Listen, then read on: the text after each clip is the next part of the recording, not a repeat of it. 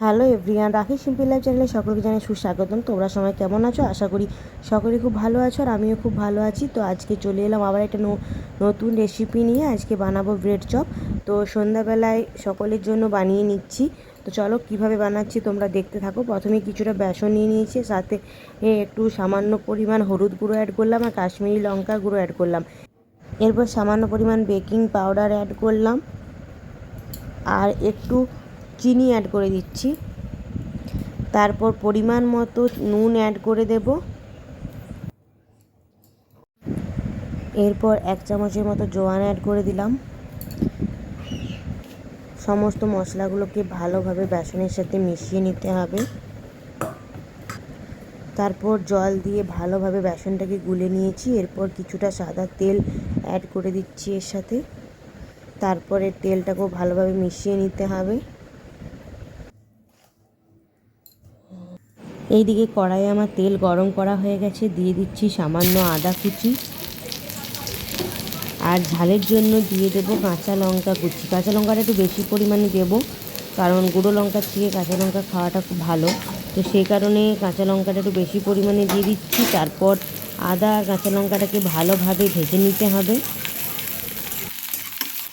আদা আর লঙ্কাটা ভালোভাবে ভাজা হয়ে গেছে। এরপর এখানে আমি অ্যাড করে দিচ্ছি পেঁয়াজ কুচি আর এটাকেও ভালোভাবে ভেজে নিতে হবে। সব কিছু ভালোভাবে ভাজা হয়ে গেছে। এরপর কিছু গুঁড়ো মশলা অ্যাড করে দেব। যেমন ফার্স্টেই দিয়ে দিলাম 1 চামচের মতো হলুদ গুঁড়ো, দিয়ে দিচ্ছি ধনে গুঁড়ো আর সামান্য জিরে গুঁড়ো দিয়ে দিলাম আর পরিমাণ মতো একটু নুন অ্যাড করে দিলাম।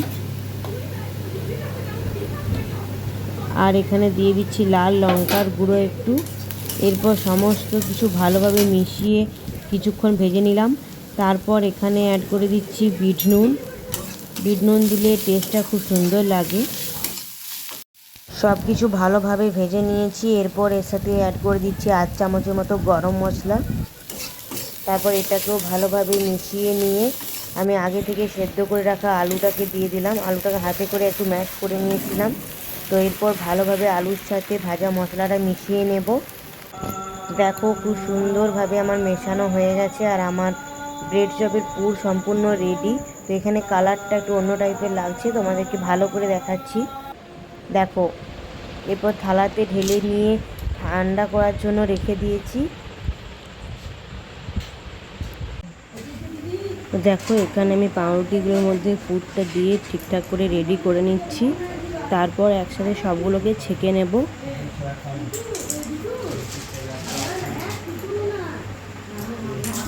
সবাইকার জন্য 2-3 পিস করে করব, কারণ এই বাড়িতে বানিয়ে যে কোনো জিনিসটা খেতে খুবই ভালো লাগে।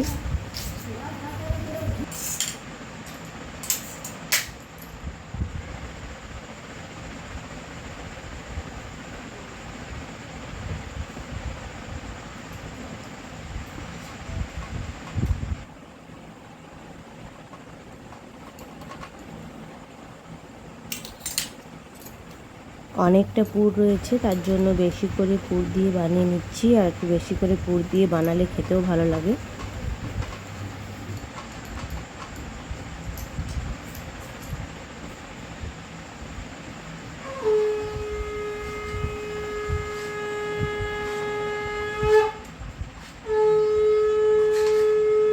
সব ব্রেডগুলো আমার বানানো হয়ে গেছে আর ওইদিকে আমি কড়াইয়ে তেল গরম করতে দিয়ে দিয়েছি। এরপর সবগুলোকে ভালো করে ছেঁকে নেব। তো এরপর এক এক করে সবগুলোকে ভালোভাবে লাল করে ভেজে নিতে হবে।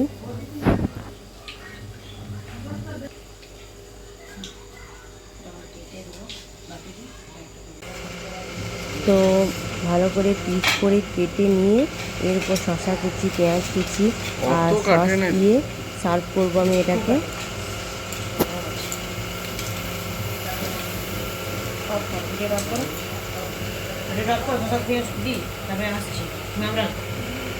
দেখো এখানে শসা কুচি, পেঁয়াজ কুচি দেওয়া হয়ে গেছে। টমেটো সস দিয়ে দিচ্ছি উপর থেকে। আর গরম গরম এইভাবে খেতে খুবই ভালো লাগে।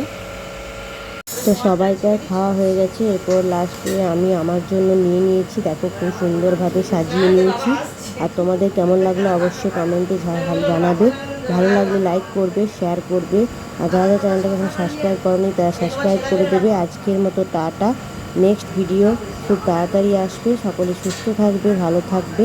তো তোমরাও একদিন এভাবে বানিয়ে নিও, দেখবে খুবই ভালো লাগবে। তো আজকের মতো চলো, বাই।